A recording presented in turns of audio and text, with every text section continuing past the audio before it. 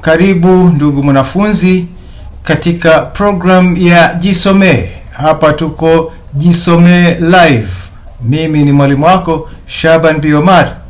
Nakukaribisha, na sasa hivi tunaangalia somo la biology.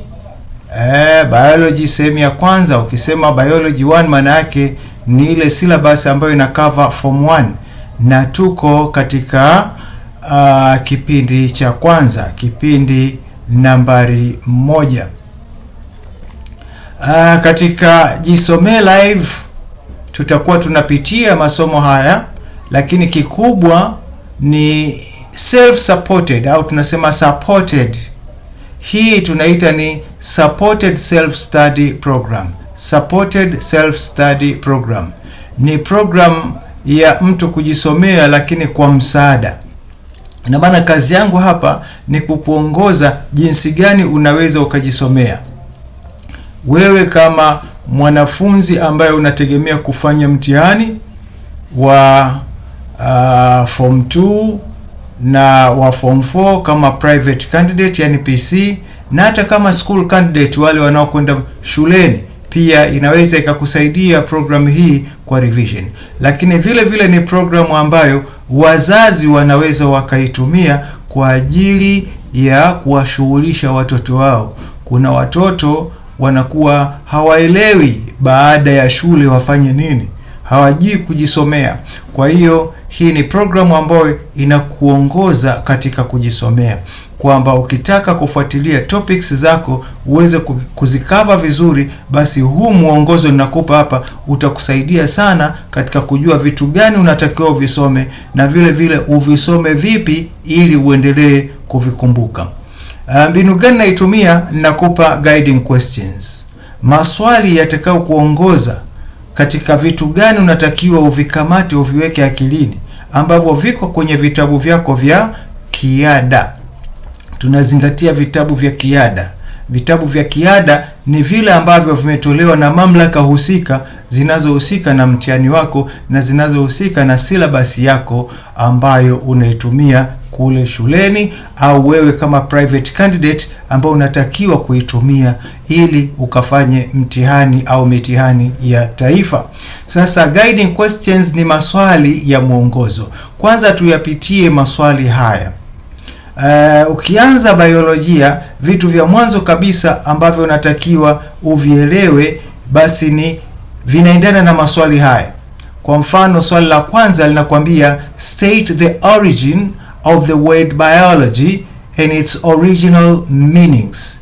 Elezea asili ya neno biolojia na maana zake za asili, kwamba neno biolojia limetengenezwa kutokana na maneno fulani, asili yake ni wapi na maana yake hasa ni nini. Swali la pili, define the term biology. Sasa utoe definition ya neno biology kama tunavyolitumia leo. Kwa hiyo utoe definition ya neno biology. Definition kwa Kiswahili tunaita fasili. Biology inamaanisha nini? Halafu swali la tatu, what is the name of a person specializing in biology? Ni lipi au ni nini jina la mtu ambaye amebobea kwenye biolojia? Maana yake huyu ni specialist kwenye biology. Yeye amebobea kwenye biolojia, shughuli zake zinaendana na biolojia, ni mtaalamu wa biolojia. Tunamuhitaji huyu. Swali la 4, what is life and what is its basic unit? Maisha, life ni nini na kipengele chake cha msingi ni kipi? Maisha ni nini katika biolojia, lakini na kipengele chake cha msingi kabisa ni kipi? Swali la 5, how can we see the basic units of life? Hivi vipengele vya msingi vya maisha tunaweza tukavionaje? Vile vipengele ambavyo ndio vinakuwa vinashikilia maisha ya kitu kinachoishi. How can we see that basic unit of life? Kwa sababu ni kipengele ambacho hatuwezi kukiona kwa kutumia macho ya kawaida, naked eyes. Hilo ni swali la 5. Swali la 6, differentiate between unicellular and multicellular organism. Tofautisha kati ya hivi viumbe organism ambavyo vinaitwa unicellular na multicellular. Utatofautisha vipi? Unicellular tunamuelezea vipi na multicellular tunamuelezea vipi? Swali la 7. Describe the two major branches of biology. Toa maelezo kuhusu matawi makubwa mawili ya biolojia. Biolojia ina matawi makubwa mawili. Hebu yaelezee ni yapi na uyatolee maelezo. Swali la 8. Mention the names of persons specializing in the branches you have mentioned above. Taja majina ya watu waliobobea katika matawi hayo ya biolojia ulioyataja hapo juu. Wanaitwaje hao? Halafu swali la 9. Swali la 9 linasema following are other branches of biology. Briefly describe each. Yafuatayo ni matawi mengine ya biolojia, ukiacha yale mawili uliyotaja. Yafuatayo ni matawi mengine ya biolojia. Sasa kila moja litolee maelezo. Kila moja lielezee matawi yenyewe. A. Anatomy. B. Cytology. C. Ecology. D. Entomology. E. Genetics. F. Immunology. G. Microbiology. H. Mycology. I. Parasitology. J. Taxonomy. K. Physiology. Kwa hiyo haya ni matawi mengine ambayo unatakiwa uyatolee maelezo. Utaeleza vipi? Kwa hiyo ukiweza kujibu swali hili, manake hapa utakuwa umejua matawi mengine ya biolojia. Sasa tunakwenda kwenye swali la 10. Outline the characteristics of living things. Orodhesha tabia za viumbe hai. Kuna tabia za viumbe hai, tabia ambazo kama tunavyojua kwamba zina tofautisha na viumbe visivyo hai. Kwa hiyo orodhesha characteristics zake ambazo unatakiwa uzielewe. Kwa hiyo haya ndio maswali 10 ambayo tutaanza kuyasoma katika kipindi chetu hiki cha kwanza, biology 1. Biology 1 maana yake ile inayocover syllabus ya form 1. Sasa tuanze kujibu swali moja hadi jingine. Tunaanza na question 1. Question 1 kama tulivyoambiwa inasema state the origin of the word biology and its original meanings. Elezea, toa maelezo kuhusu asili ya neno biology. Elezea asili ya neno biolojia na maana yake ya asili. Kwa hiyo jibu letu sasa hapa ndio unaanza kutengeneza notes zako sasa hapa za kujisomea. Ukiweza kujibu hiyo, maana yake unajua maana ya hiyo term biology. Kwa hiyo the term biology comes from two Greek words, bios which means life and logos which means study. Kwa hiyo neno biology linatokana na maneno mawili ya Kigiriki. Neno la kwanza ni bios ambayo inamaanisha life, maisha, na neno la pili ni logos ambayo inamaanisha somo. Therefore biology is the branch of science that deals with the study of life. Kwa hiyo biolojia ni tawi la sayansi ambalo linaangalia masomo kuhusu maisha. Linaangalia kuhusu maisha hasa yanavyopatikana katika viumbe hai. Sasa swali la pili inatoka define the term biology. Sasa tutoe sasa biolojia kwa sasa hivi tunaidefine vipi? Kwa hiyo ndio tunasema biology is the scientific study of living things, that is plants and animals. Kwa hiyo biology ni somo la kisayansi kuhusu viumbe hai. Ni somo la kisayansi linalohusu viumbe hai. Katika biology tuna study au tunavisoma viumbe hai tupate kuvielewa vizuri, na tunapozungumzia viumbe hai i.e. plants and animals. Kwa hiyo hapo ni wanyama pamoja na mimea. Hiyo ni fasili ya biolojia. Tunakwenda kwenye swali la tatu. Swali la tatu likatuuliza, what is the name of a person specializing in biology? Ni lipi jina la mtu ambaye amebobea katika hili somo la biolojia? Yule mtaalamu aliyebobea kwenye biolojia, amespecialize hapo, specialist wa biology anaitwaje? Kwa hiyo jibu, a person who specializes in biology is called a biologist. Mtu ambaye amebobea katika biology tunamuita mwana biolojia. Kizungu tunamuita biologist. A biologist. Okay, question number 4.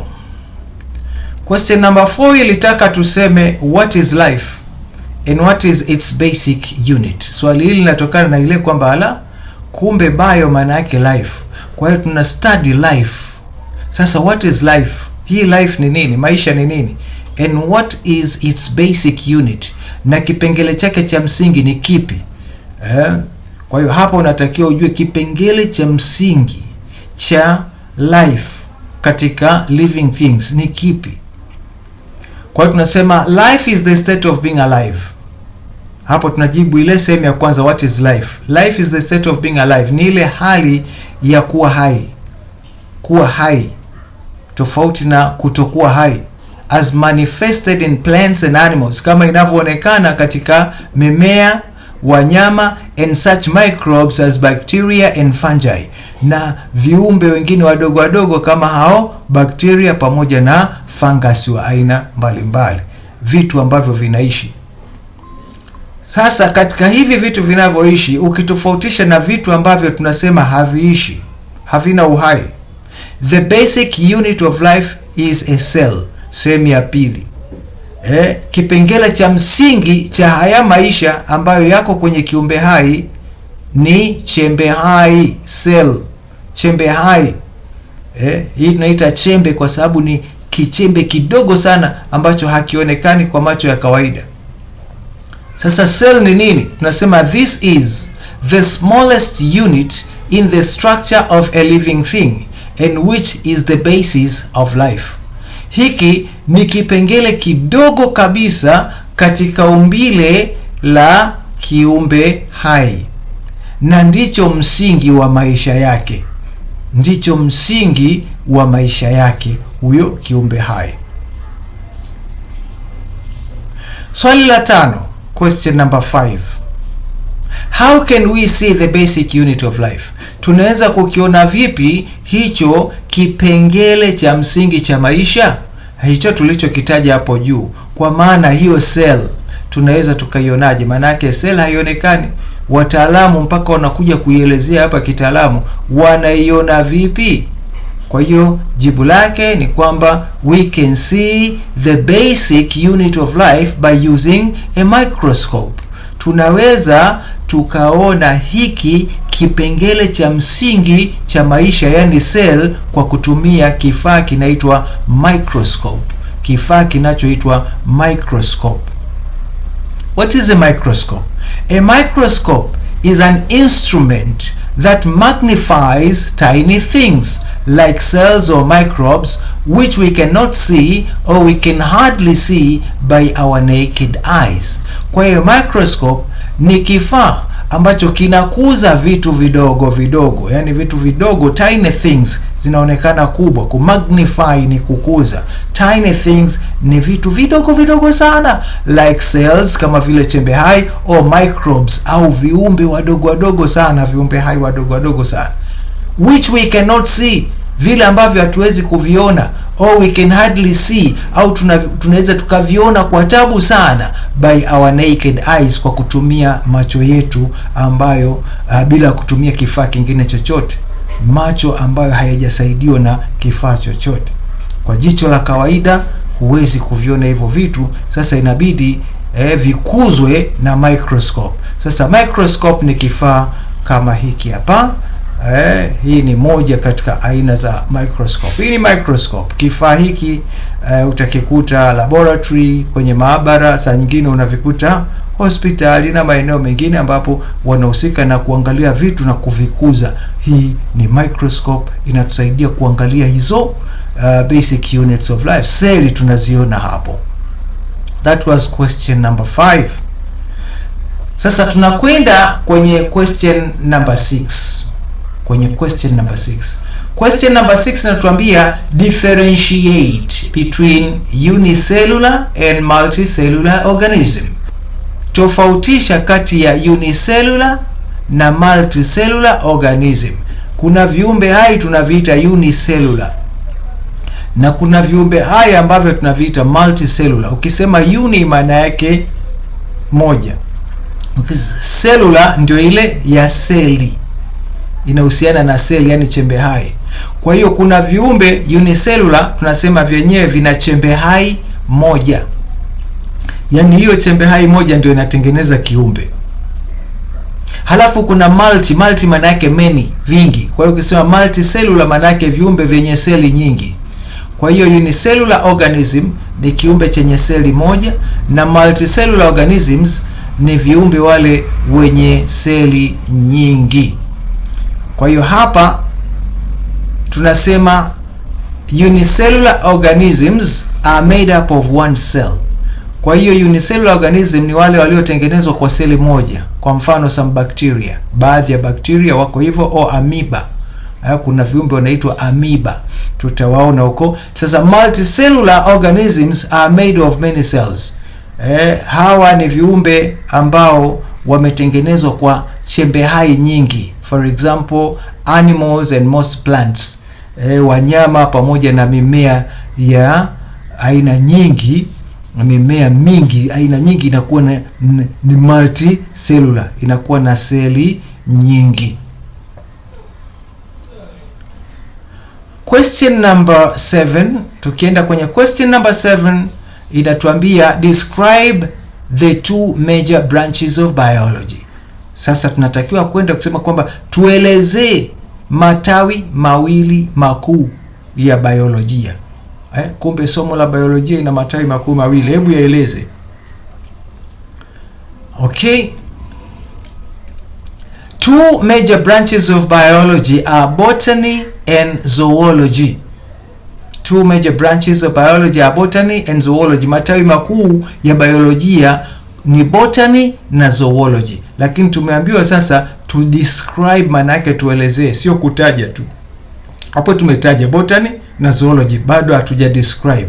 Na hatuwezi kudescribe bila kuzitaja. Kwa hiyo tunazitaja kwanza alafu ndio tunazitolea maelezo. Tunaanza na botany. Botany simply is the study of plants. Kirahisi kabisa, botany ni ile tawi la biolojia linaloangalia mimea. Mimea. Katika viumbe hai tulisema kuna mimea na wanyama. Sasa botany yenyewe inaangalia mimea tu. Alafu zoology is the study of animals. Kwa hiyo ukienda kwenye zoology hapa unaangalia wanyama. Ni somo linaloangalia wanyama. Kwa hiyo kuna botany, plants, and zoology, animals. Hayo ndio matawi makubwa mawili ya biolojia. Na sisi katika biolojia yetu, katika hii level, O level, tutaangalia zaidi mimea na wanyama. Swali la 8.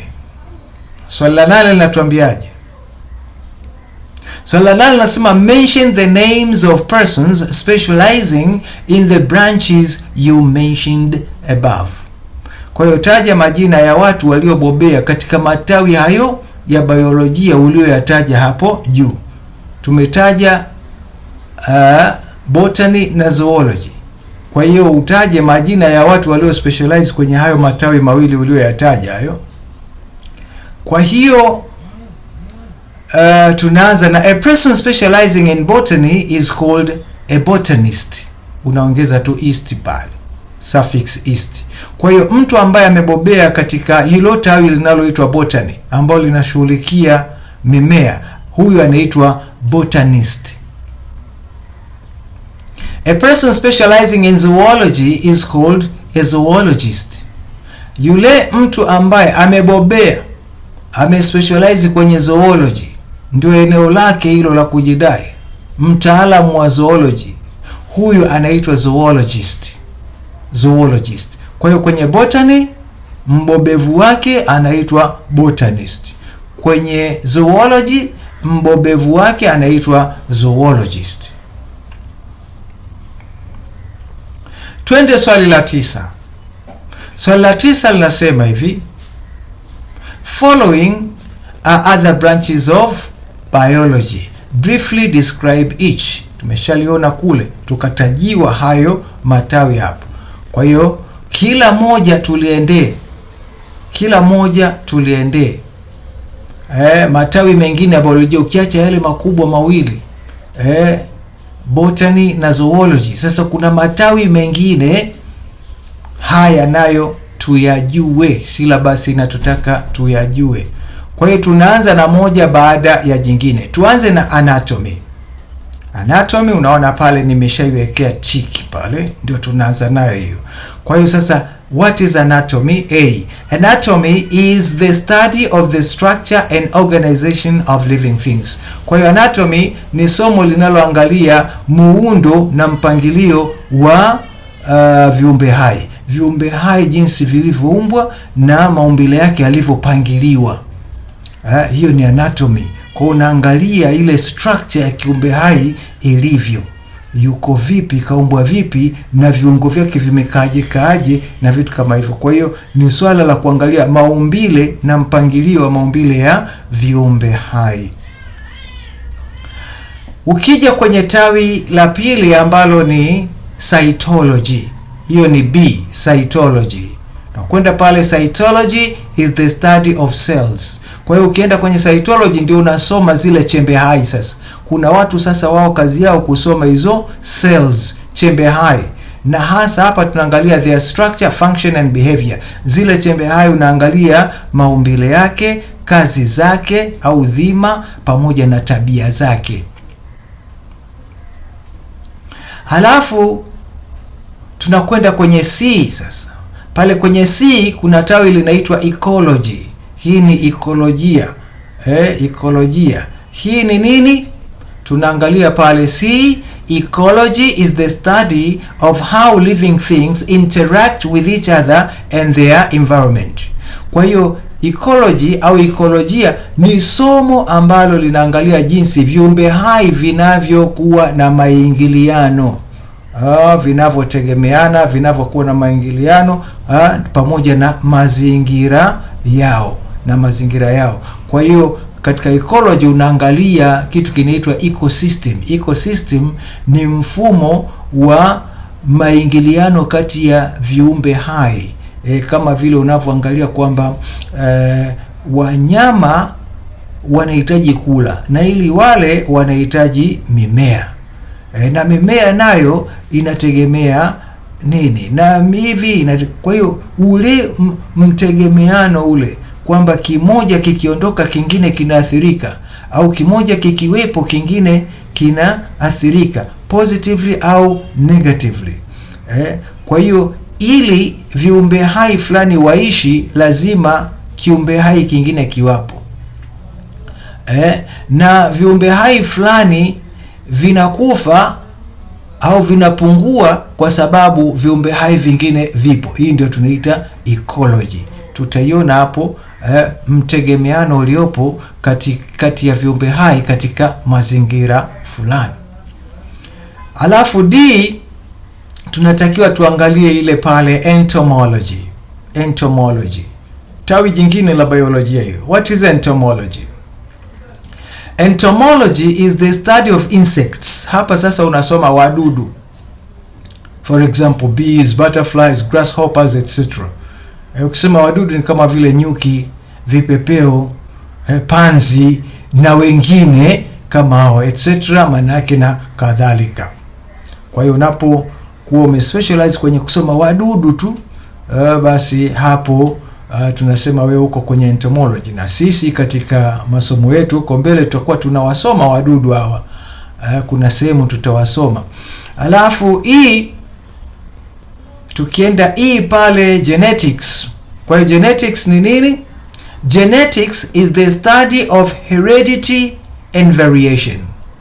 Hii ni study, ni somo linalohusu urithi na tofauti. Urithi, jinsi viumbe hai vinavyorithi baadhi ya vitu au maumbile na jinsi vinavyotofautiana. That is how traits are passed down and how plants or animals resemble and differ. Ukisoma genetics unaangalia jinsi vipengele fulani vya kimaumbile vinavyopitishwa kutoka kizazi kimoja hadi kingine cha kiumbe hai. Maana yake kuna urithi ule kwamba offsprings, watoto wa kiumbe hai wanakuwa wamerithi baadhi ya vitu kutoka kwa wazazi wao au wakubwa wao. Sasa hii ipo kwenye mimea na kwenye wanyama vile vile. Na katika genetics tunaangalia jinsi viumbe hai wanavyofanana na wanavyotofautiana. Kwa hiyo ukiwa unasoma genes, kwa mfano utasikia sasa hivi kuna mambo ya DNA. Mambo ya DNA. Na mtu anasema mtoto si wangu, mwingine anasema ni wa kwako, si wangu ni wa kwako. Kwa hiyo wanakwenda kuangalia vitu fulani ambavyo vinaweza vikajulisha kwamba huyu mtoto amerithi vitu kutoka kwako, kwa hiyo unahusiana naye, au hakurithi vitu kutoka kwako, kwa hiyo huhusiani naye. Ndio mambo ya genetics haya. Na hii imekwenda katika teknolojia mpaka leo kuna genetic engineering. Nadhani hii utakuja kuiona huko baadaye. Hii ni genetics, the study of heredity and variation. Halafu ile F inaitwaje? Immunology. Immunology. What is immunology? Kwa hiyo tukienda kwenye F, immunology is the study of immune system. Hapa tunaangalia immune system, jinsi mwili unavyopambana na maradhi. That is how the body fights diseases. Tunasema ile kinga ya mwili. Kinga ya mwili.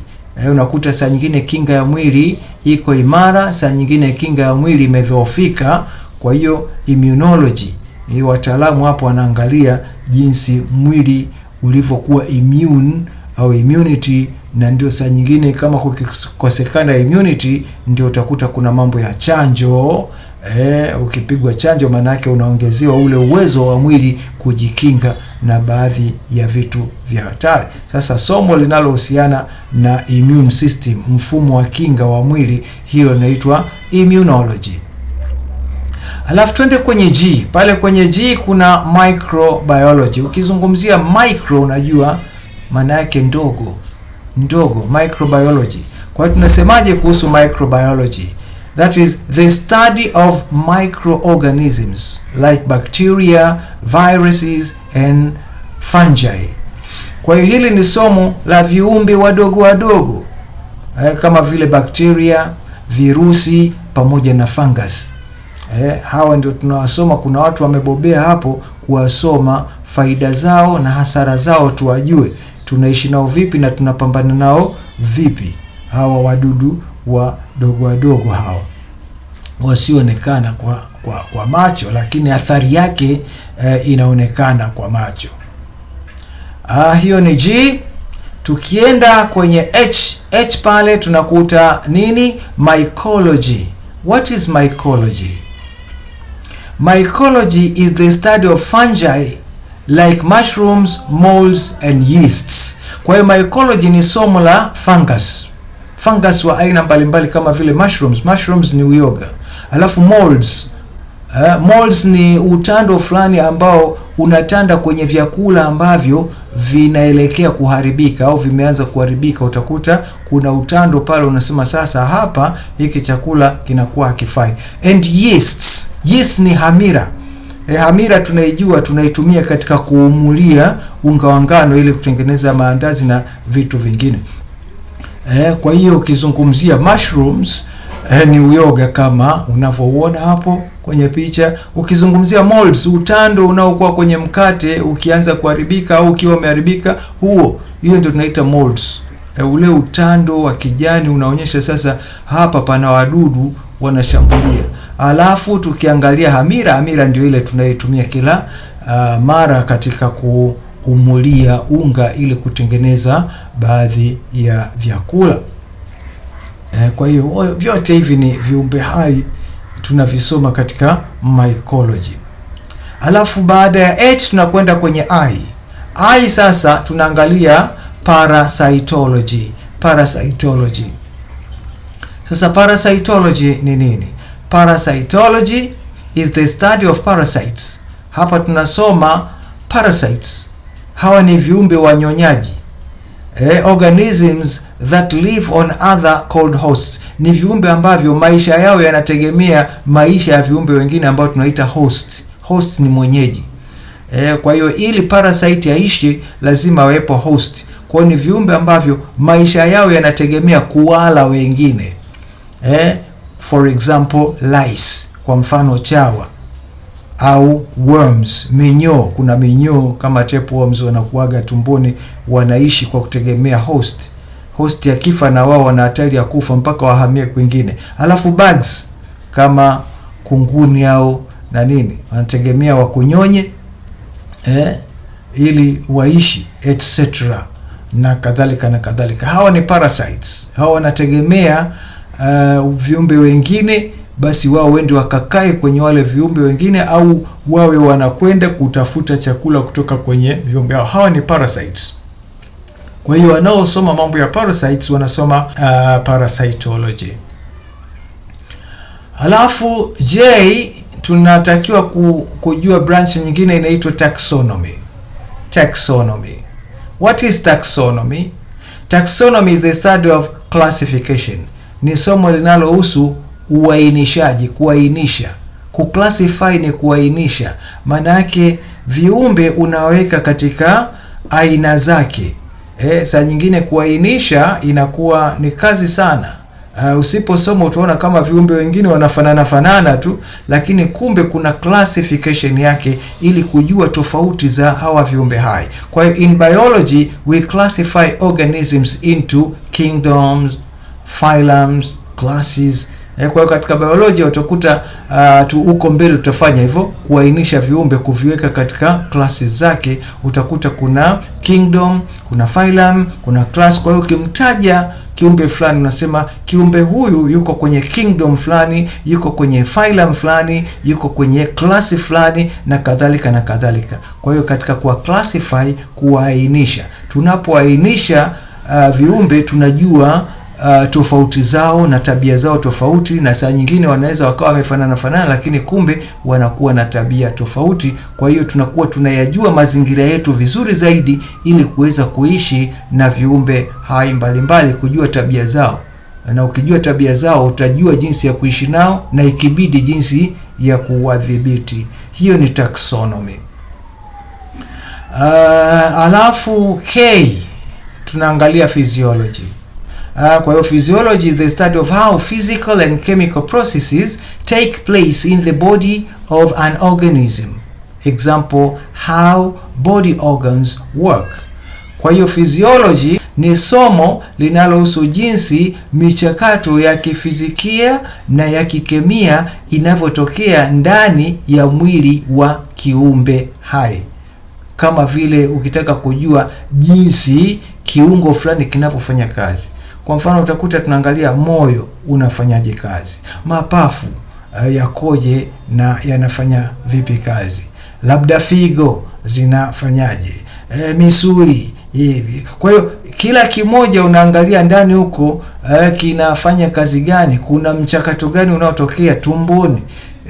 Tumboni huko labda kuna kitu fulani kinafanya nini, kinafanyika vipi. Sasa hiyo ndio tunasema physiology. Watu wanaangalia jinsi gani michakato fulani ya kifizikia na ya kikemia na saa nyingine hata ya kibiolojia inavyotokea ndani ya mwili wa binadamu kwa kutumia viungo mbalimbali ambavyo viko ndani ya kiumbe hai. Hapa tunakuwa tumejibu vizuri swali la 9, na sasa tuangalie swali la 10. Swali la 10 na swali letu la mwisho katika kipengele hiki cha kwanza, swali letu la mwisho, question number 10, outline the characteristics of living things. Orodhesha tabia za viumbe hai. Tumeambiwa tu tuorodheshe, bado hatujaambiwa tuvielezee. Angalau hapa katika kipindi hiki cha mwanzo tujue kuviorodhesha tu kwamba viumbe hai vina tabia fulani ambazo tunatakiwa tuzijue. Sasa tunaanza pale. Living things have characteristics that distinguish them from non-living things. Viumbe hai vina tabia fulani ambazo zinavitofautisha na viumbe vingine visivyo hai. Kwa hiyo hizi tabia zinaweza kutujulisha kwamba kiumbe hai kinatofautiana vipi na kiumbe ambacho sio hai. Kwa mfano, kiumbe chenye uhai kinatofautiana vipi na kiumbe kisicho na uhai kama vile jiwe au chuma au pikipiki, kwamba ng'ombe anatofautiana vipi na pikipiki, hata wote wakiwapa kazi sawa. Kwa hiyo ndio tunasema living things zina tabia fulani. Sasa hizi tabia ndio tunaziorodhesha hapa. Ya kwanza ni nutrition. Nutrition ni ile matashi ya kuhitaji chakula. Viumbe hai vinahitaji kula.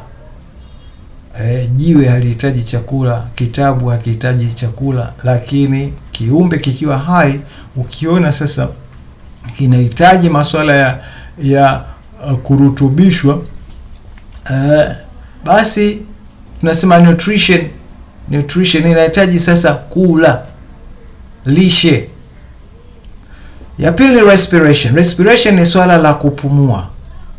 Inahitaji kuvuta na kutoa pumzi, hewa. Kitu cha tatu, excretion. Viumbe hai kwa vile vinakula, basi vinahitaji vile kutoa uchafu kupitia njia mbalimbali. Excretion ni ule mfumo wa kutoa uchafu. Uchafu kwa binadamu au kwa viumbe vingine ambavyo hauhitajiki, ingawaje uchafu kwa viumbe vingine unaweza ikawa ndio kitu cha maana. Hiyo ni katika ekolojia. Sasa excretion, mfumo wa kutoa uchafu. Alafu 4, growth and development. Viumbe hai vina tabia ya kukua na kuwa na maendeleo. Ukisema growth, utakuta kiumbe kinaanza kuwa kidogo alafu kinaongezeka umbile. Ukisema development, kuna vitu vingine vinakuja baadaye. Kwa mfano unaweza ukakuta mtu baadaye anaota nywele kwenye kidevu, na sehemu nyingine alikuwa amezaliwa bila ya meno alafu baadaye meno yanaota. Hiyo tunaita development. Hata ubongo jinsi unavyofanya kazi unaendana na jinsi mtu anavyoendelea kukua. 5, sensitivity au irritability. Sensitivity ni ile hali ya kuhisi. Irritability, ukiwa irritated, kwamba ukichomwa na sindano unasisimkwa, unashtuka. Kukiwa kuna moto unakimbiza mkono, ile ni irritability au sensitivity. Ni viumbe ambavyo vinahisi na vina react kutokana na ile ule kuhisi kwao. Alafu ya 6, movement. Movement ni kwamba kiumbe hai kina mwendo kutoka sehemu moja kwenda nyingine. Sasa ile movement inaweza ikawa kama mnyama anaweza kakimbia hapa na pale, lakini ukizungumzia mimea vile vile ina move. Ile kukua saa nyingine vile utakuta labda mizizi inasogea. Sasa kama mizizi inasogea, unaweza ukasema mmea huu una tabia ya mizizi yake kusogea, inaweza ikadhuru ukuta. Kwa hiyo sio mmea mzuri kupanda karibu na ukuta. Hiyo yote tunaita ni movement. Halafu kuna reproduction, kuzaliana. Viumbe hai vinazaliana, mimea inazaliana, wanyama wanazaliana, vidudu vidogo vidogo vile vile vinazaliana. Lakini viumbe ambavyo si hai, huwezi ukakuta baskeli ina mtoto wake, mtoto wa baskeli. Alafu namba 8, death and decay. Hiyo tunaita lifespan. Kuna lifespan kwamba kiumbe fulani kinaishi muda fulani alafu kinakufa, na baada ya kufa kinaoza. Yuko kuoza, labda ukiwekee baadhi ya vitu chemicals ambazo zinaweza zikafanya labda kikaendelea kuwa hivyo kilivyo, kimekufa lakini kisioze. Hiyo ni kitu kingine, lakini kwa kawaida kiumbe hai huwa kinakufa na kina decay, maana yake kinaharibika. Hizi ndio characteristics za viumbe hai. Hizi characteristics sasa zinahitaji maelezo. Hapa swali limetuambia to outline, tuorodheshe. Kwa hiyo ina maana katika programu inayofuata namba 2, biology 1 sehemu ya pili, utaona namba pale imebadilika kutoka 1 kwenye kiduara hicho imekuwa 2. Sasa pale kuanzia 2 ndio tutaanza swali namba 11 kuelezea hizi characteristics of living things moja baada ya nyingine. Zenyewe tu kuzielezea inaweza zikachukua kipindi tena kizima kama hiki. Hivi ndivyo tunavyokwenda, ndugu mwanafunzi. Kwa hiyo hapa tumeweza kupitia maswali yetu yote 10 ambayo tumeyaweka kama guideline. Sasa angalia haya maswali haya, ina maana mwanafunzi akiwa nayo maswali yote 10 halafu akijipima akiwa anaweza kuyajibu haya kwa kutumia kichwa chake tu, si lazima awe na maelezo kama niliyoyatoa hapa, lakini akawa anaelewa hivyo ni vitu gani na akaweza kuvielezea hata kwa kutumia lugha yake mwenyewe, basi huyu tunasema ameielewa hiyo topic. Kwa hiyo masomo haya tutakuwa tunakwenda namna hii. Mimi ninakupa maswali, nakwambia maswali haya ukiweza kuyajibu, basi wewe unakuwa umemaster hiyo topic. Na ina maana kama maswali haya umeweza kuyajibu, maswali yoyote utakayoulizwa kwenye test, kwenye mtihani, kwa sababu haya tayari umeshajipa maswali na umeyajibu, au umeshapewa maswali ya msingi ukayajibu. Sasa maswali mengine yote yatakayotokea hapo lazima yatalenga hapa. Hivi ndivyo tunavyoweza kusoma kwa kumbukumbu kwa urahisi, na hata katika revision yako unaweza tu ukaangalia maswali yako ukasema hili naliweza, hili naliweza, hili nimelisahau, ngoja nilipitie. Inakuwa ni rahisi kusoma namna hii. Kwa hiyo hizi ni programu ambazo tutakuwa nazo katika masomo mbalimbali. Mawasiliano yangu kama unavyoyaona hapo, WhatsApp 0684496230. Mtu anaweza akaona hii live alafu akataka labda msaada wa ziada, mwanafunzi anataka kwenda haraka labda katika kusoma kama hivi, au mwanafunzi kwamba huyu ni private candidate anategemea kufanya mtihani yake kama mtahiniwa binafsi. Hao huwa wanakuwa na shida kidogo ya kusoma kwa sababu ya kwenda kazini na nini. Sasa hii unaweza ukasoma peke yako hata usiku, ikawa inakuongoza ukiwa na nafasi baada ya shughuli zako. Na wale waliopo mashuleni, wazazi ambao wana wanafunzi ambao yani wanasoma kwa shida, saa nyingine hawajui jinsi ya kujisomea, unaweza ukamshughulisha muda fulani ukampa simu yako akawa anasoma vitu kama hivi. Kwa hiyo wasiliana nami kwa WhatsApp hiyo 0684496230 ili niweze kukusaidia material kama haya, na jinsi gani tutakuwa tunakwenda pamoja katika kuwaelea hawa vijana, kuwashughulisha na kusoma badala ya kushughulika na mambo mengine ambayo hayachangii chochote katika maendeleo yao ya kiacademic, yani ya kimasomo. Umeona? Kwa hiyo hapa tutakuwa tunasoma, kwa mfano hapa leo tumeanza na biolojia. Kwa hiyo tutakuwa na program ya chemistry kama hapo unavyoona. Tutakuwa vile vile na program ya physics, tutakuwa na program ya mathematics. Unaona hapo maths, tutakuwa na maths 1, maths 2, maths 3, maths 4. Ukiona 1 ujue form 1, 2 ujue form 2, 3 ujue form 3, 4 ujue form 4. Alafu tutakuwa na geography 1 kama hivyo, na 2 na 3 na 4. Alafu tutakuwa na history kwa wale wanaosoma arts, lakini vile vile tutakuwa na Kiingereza ambacho ndio somo letu kuu litakalo tuwezesha kusoma mengine yote, lakini hatuwezi tukaacha kuangalia lugha yetu ya nyumbani Kiswahili. Vile vile tunaweza tukakupa maelekezo ya jinsi ya kukiendea ukaweza kufanya vizuri. Haya ndio masomo ambayo tutakuwa tunaangalia kimsingi, na ndio masomo wengi wanayoyapitia ili kufanya mitihani yao. Kwa hiyo hii ni program ya Jisomee. Jisomee, supported self study. Ukisema supported maana yake inayopewa msaada, lakini self study ni ile kujisomea mwenyewe. Sasa ukisema supported self study maana yake ni kujisomea kwa kupata support kama hii, na kuelekeza jinsi gani unaweza ukajisomea haya masomo yako na ukawa na kumbukumbu nzuri, na ukaweza kuelewa kile unachokisoma na ukaweza kuendelea nacho mpaka huko mbele, na wewe ukaja kuwa ni mtaalamu katika taaluma mojawapo, ukawa umebobea hapo na ukawa mzuri katika taaluma hiyo. Kwa maana nyingine, unatakiwa ufaulu masomo yako ili huko mbele uweze kuendelea na kujiweka vizuri kimaisha. Wewe mwenyewe ukawa unaijua dunia vizuri, lakini vile vile ukawa na fursa ya kuweza kupata nafasi za kazi au nafasi za masomo kuendelea mbele zaidi. Jisomee. Mawasiliano WhatsApp 0684496230. Nitakuwa nawasiliana na wewe kwa WhatsApp na utaweza kupata material zetu hizi kwa haraka bila ya kusubiri live kama hivi.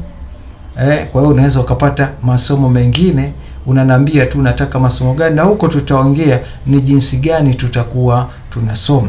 Basi hapa umenipata vizuri, ni matumaini yangu umenipata vizuri. Basi mpaka hapo tutakapokutana katika Jisomee live program nyingine, kama tutaendelea na biology kipindi cha pili au tutaanza na somo jingine lolote lile, wewe kuwa standby. Nitakuwa mara kwa mara na kuletea hizo program, na utakuwa umepata ratiba yangu jinsi inavyokwenda. Lakini kikubwa, ili usikose fursa, naweza nikawa live lakini ukanikosa live kwa sababu ya shughuli nyingine, unaweza ukanipata kwa mawasiliano hayo.